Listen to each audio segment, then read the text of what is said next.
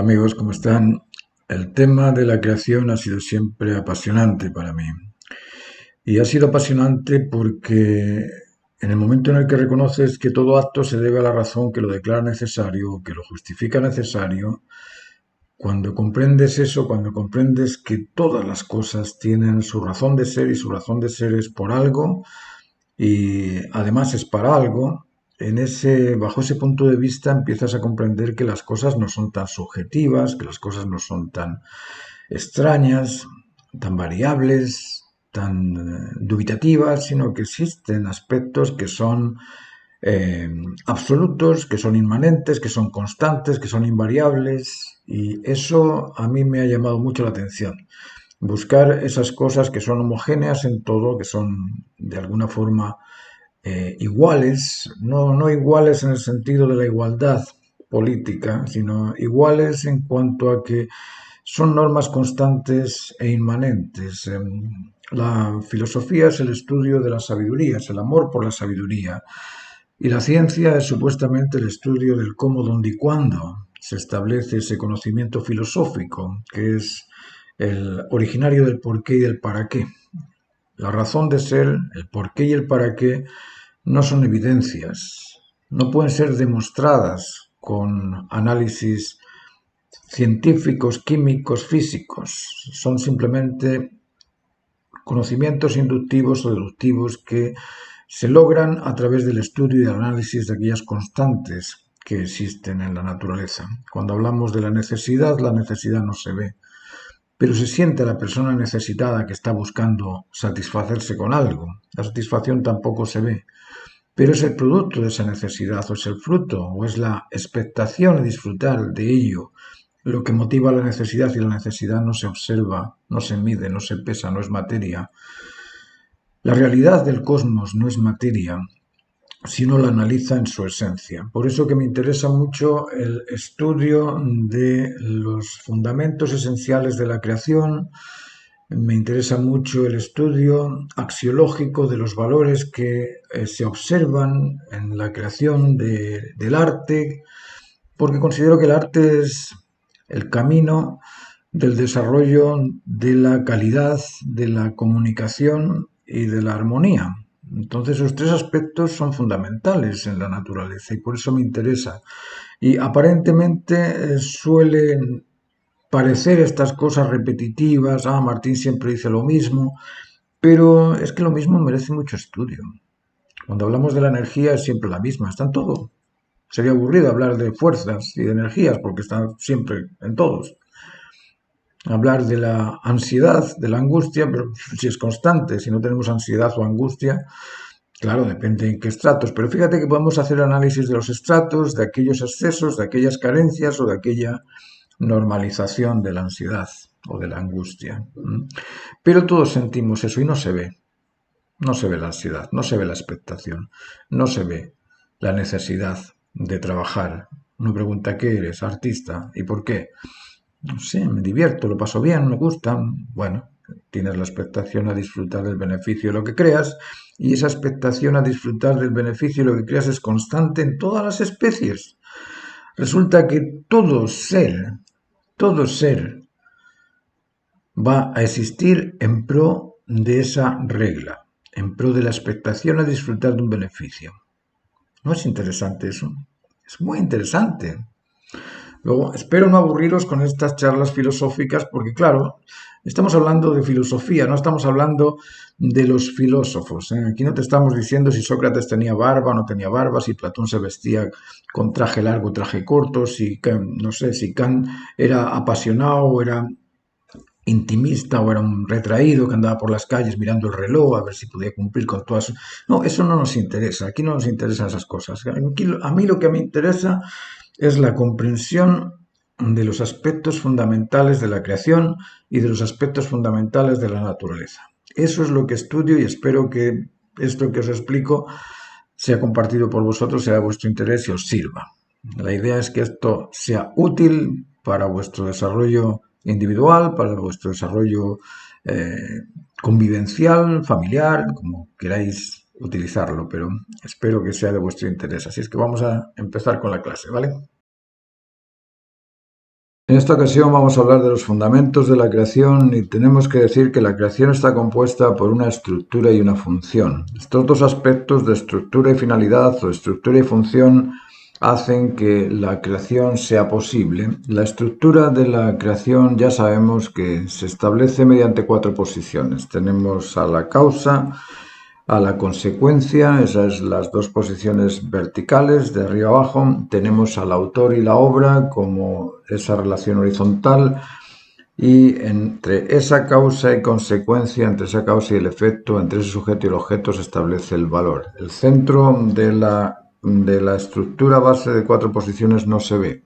La estructura se ve, es objetiva, nosotros podemos saber que existe ahí una necesidad, la necesidad no se ve, pero se ve el autor necesitado. Tenemos al autor necesitado que se observa, tenemos al objeto, los objetos, los recursos que vamos a transformar, que también los podemos observar, que están ahí. No está la satisfacción de conseguir aquel propósito que pretendemos, pero sí están las posiciones que obligan a la conquista de eso que pretendemos. Luego la idea busca una imagen mediante un estímulo y un impulso. Esa es la estructura base de 4 posiciones de la creación.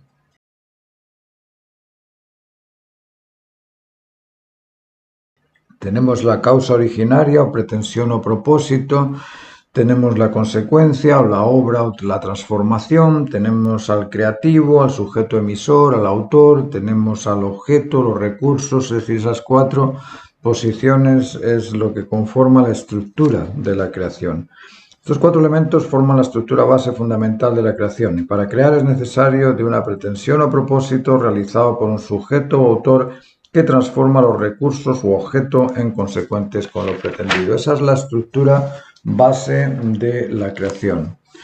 Ahora, dentro de esa estructura existen 3 objetivos en cada una de estas posiciones. Por ejemplo, la causa o la idea o esta especie de estímulo inicial debe inspirar o motivar al sujeto, disponer del objeto para cumplir el propósito de la transformación.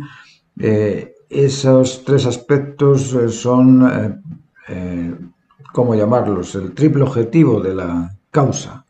La causa necesita satisfacer al sujeto, satisfacer al objeto y satisfacer la consecuencia. Esos 3 aspectos deben de existir en esa propuesta que tenemos, esa pretensión que tenemos, en esa idea que tenemos. Es decir, si esa idea no satisface al autor, es imposible que el autor pueda realizarlo. Si esa idea no dispone de recursos, no se puede hacer. Y si esa idea no es consecuente con aquello que hemos transformado en imagen, tampoco se establece la creación. Luego, para que se establezca la creación, la causa tiene que cumplir con este triple objetivo. Pero no solo la causa debe cumplir con ese triple objetivo, el sujeto también tiene que satisfacer a la causa, tiene que ser capaz de transformar al objeto en consecuente y tiene que conseguir esa consecuencia que sea consecutiva o que sea consecuente o que sea igual a la imagen o a la idea esperada por esa imagen. Luego el sujeto tiene que satisfacer a la causa, al objeto y a la consecuencia.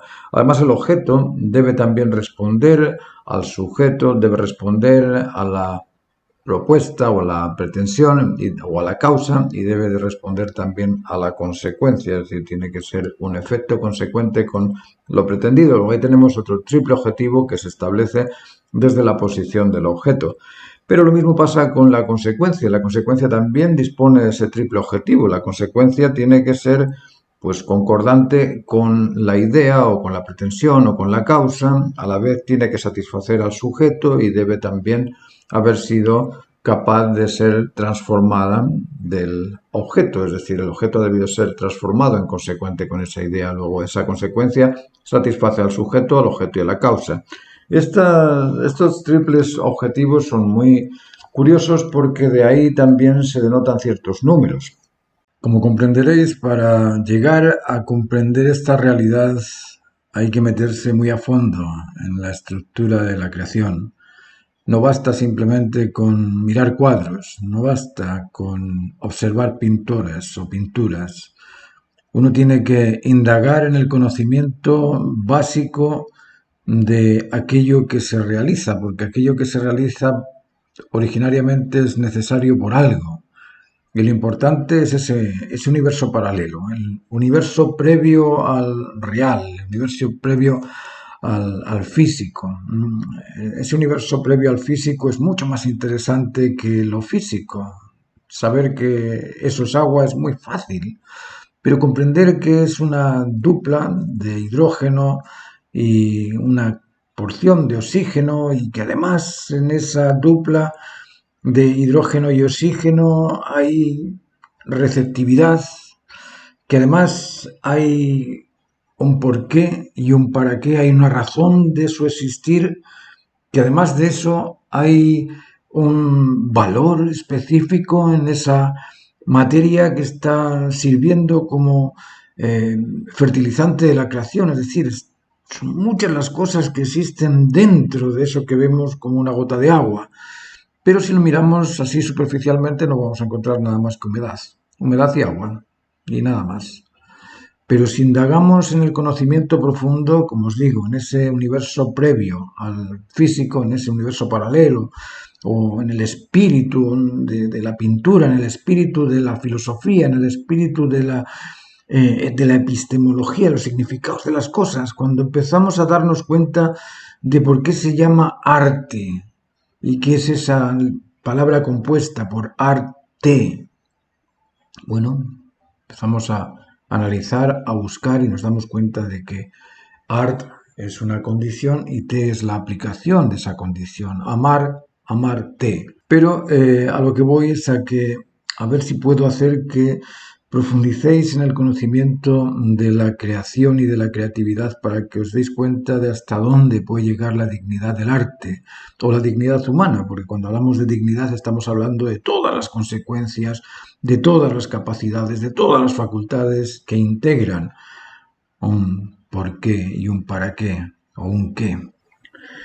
Nosotros hablamos del 3, de estas tres posiciones, causa, sujeto y objeto, que establecen una cuarta posición en la consecuencia, es decir, tenemos el origen del 3 y del 4, pero cuando vemos que estos tres aspectos de las cuatro posiciones se establecen, 3 por 4 nos da 12, y 12 es un número que simboliza la unidad o la consecución de esa primera idea. Cualquier idea va a pasar por esos números, por el transformarse uno en la dualidad trinitaria que establece el 4 después de tres etapas. 4 por 3 nos da 12, luego 12 es el número de la primera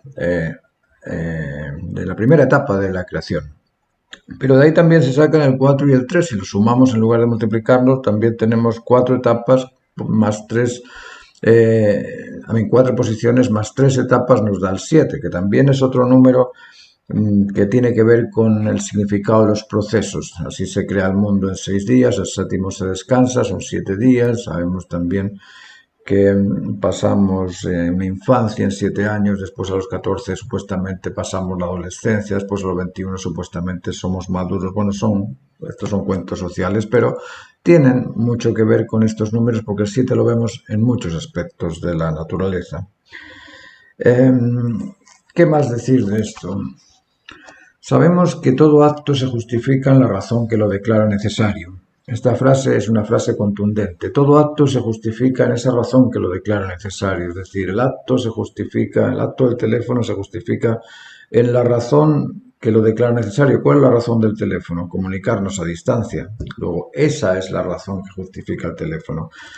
Luego, toda necesidad se complace en el deber ser satisfecha. Aquí estamos haciendo una tripleta entre lo que es la razón intelectual, lo que es la necesidad y lo que es la voluntad. A nivel intelectual decimos que todo acto se justifica en la razón que lo declara necesario. A nivel emocional decimos que toda necesidad se complace en el deber ser satisfecha. Y a nivel motivacional decimos que toda voluntad se inicia en la expectación a disfrutar de un bien y se termina disfrutándolo. Es decir, toda voluntad se va a originar en esa expectación a disfrutar. Luego, la razón que justifica un acto es sola y exclusivamente una, aquella que es por o para la razón que lo justifica. ¿Alguna vez pensaron que la razón que justifica algo es sola y exclusivamente una? El deber que satisface a la necesidad es uno, y solamente uno, aquel que cumple o que completa. En eso sí que estoy de acuerdo, eso sí que es claro. Y el bien que motiva la voluntad es siempre solo uno, aquel que goza y disfruta al conseguirlo. Así parece, porque pretender dos cosas al mismo tiempo parece ser muy difícil de lograr. Estas cosas son importantes de comprender. La finalidad no es múltiple, la finalidad es siempre una. La razón que justifica algo es siempre una. La satisfacción que satisface una necesidad es solamente una. Y aquella expectación que motiva la voluntad es siempre una, no hay más. Esto es muy sencillo, pero tenemos que asimilarlo porque estamos dentro de un ambiente diverso de multiplicidad y de diversión y de diversidad y de todas estas cosas que en el fondo no nos hacen comprender la razón justa de las cosas. En una relación creativa, el aspecto primordial y más importante es la lealtad y la fidelidad del autor a la pretensión o proyecto a realizar. Cuando tenemos bien claro cuál es el ideal humano y somos leales a ese ideal humano, podemos, en base a ese ideal humano, controlar los apetitos alimenticios, los apetitos de los instintos, podemos controlar los excesos y las carencias porque tenemos un ideal claro, sabemos cuál es ese ideal humano. Pero cuando dejamos ese ideal humano en las manos de la diversidad, decimos, bueno, ese es tu ideal, yo tengo otro, el otro tiene aquel, el ideal es relativo, el ideal es subjetivo, al final no sabemos qué hacemos con nuestra vida porque no podemos desarrollarnos humanamente hablando. Y vamos al psiquiatra o vamos al psicólogo y trata de parcharnos un poquito porque ni el psiquiatra ni el psicólogo conocen cuál es el estándar biotipo de humanidad completo. ¿Por qué será que la ciencia no ahonda en ese tema de encontrar el biotipo estándar de la naturaleza humana? Ese biotipo estándar de la naturaleza humana debe existir.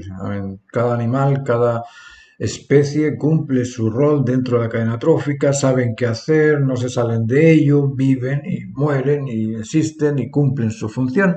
Y aquí tenemos al ser humano, al más inteligente de la creación, ignorando cuál es el sentido de la vida, cuál es su razón de ser, cuál es su porqué, cuál es su para qué. ¿No creen que la ciencia, la filosofía y la religión también, pero básicamente la ciencia y la filosofía deberían de ahondar en el conocimiento de cuál es el biotipo estándar de normalidad? ¿Qué es un ser normalizado? No normal, porque normal, ser como todos, es una falacia que nadie comprende, pero ser normalizado en base a las normas de la naturaleza, bueno, si tenemos la ciencia que comprende las normas de la naturaleza y esas normas son por todas las especies practicadas, ¿por qué la especie humana no puede vivir practicando esas mismas normas y normalizarse en ellas? Si supieran cuál es el biotipo estándar de humanidad completo, ya estarían publicitándolo y dirían, bueno, un ser humano normal es incondicional ante el cumplimiento del deber, incondicional ante el cumplimiento del deber, así es que el egoísmo no pasa por el ser humano. El egoísmo es parte del artificio humano. Si supiera el psiquiatra o el psicólogo cuál es la naturaleza humana, diría, bueno, todos los seres humanos contenemos un aspecto dual complementario, mente y cuerpo, o el animal humano y el ser humano, y además tenemos masculino y femenino, es decir, tenemos una dualidad generadora, generativa, gene de generar, es decir, es aquella que genera, no aquella que degenera, sino aquella que genera, y esa dualidad es complementaria. Y además está dirigido el ser humano o dominado el ser humano por un centro. Y el centro es el valor. ¿Por qué? Porque todo humano busca vincularse, busca la amistad, busca al compañero, busca al compatriota, busca a alguien con quien ligarse. La ligazón es, o la vinculación es una fuerza superior a la conciencia humana, superior a esa conciencia humana. Es decir, todo aquello que hacemos conscientemente lo hacemos porque buscamos vincularnos, buscamos conectarnos. Si el psicólogo supiera eso, pues desecharía todo aquello que no corresponde con los vínculos, desecharía todo aquello que lo hace despreciable, que lo hace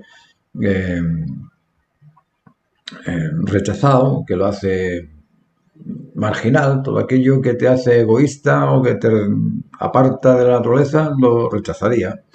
Y si durante toda su vida ese personaje va buscando ese ideal conectivo y va buscando también aquello que es respetuoso, confiable y vinculable, pues lógicamente maduraría.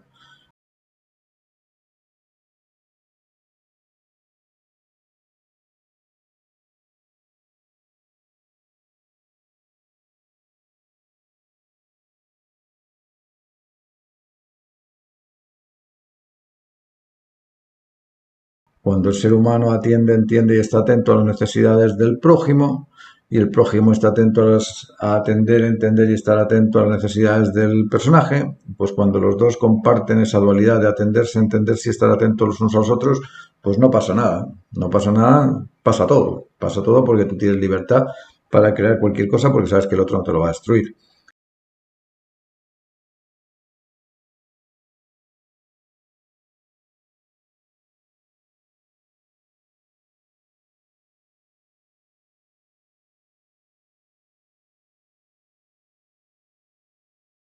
Pero cuando no confías, no te respetan y no se vinculan contigo, pues estás al alero de a ver cuándo me viene a destrozar aquello que he construido. O eso es importante saber que la razón que justifica un acto es sola y exclusivamente una. Luego, la razón que justifica al ser humano es sola y exclusivamente una. Y todo aquello que sea diverso es disperso. Y aquello que es disperso no concentre. Si no concentra, no vas a llegar a la razón justa porque no estás en esa orientación concentrada para poderlo comprender.